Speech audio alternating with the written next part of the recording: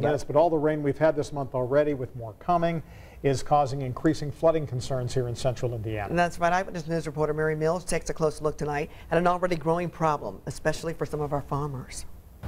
You can see how high the White River is here in Noblesville. Heavy rains are saturating everything from farm fields to campgrounds, and just before the July 4th weekend. Kimmy and Craig Sheezer are packing up after a soggy weekend at Mound State Park. They came from Maryville hoping to avoid the flooding up north. Flooding through the detoured routes, and it was a long, took us what? Add an extra like hour to the trip at least, yeah. With the river high, there's no kayaking or canoeing here, and several of the hiking trails are a muddy mess.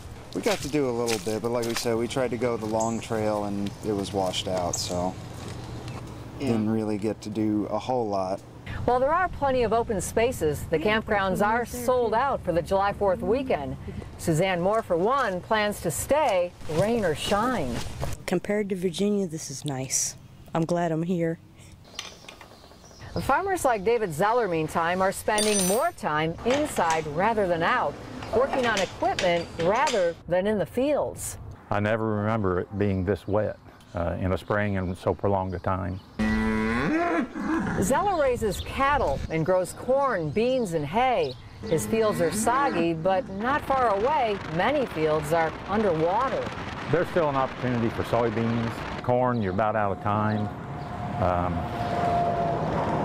Yeah, it could end up being a total loss. Purdue has estimated statewide losses at more than $300 million. Zeller says it's not just farmers who will pay the price. Along with corn and soybeans, we have tomatoes that are grown in this state. They're suffering too. And so price of food's bound to go up. Especially if floodwaters are slow to go down. In Noblesville, Mary Mills, Channel 13 Eyewitness News.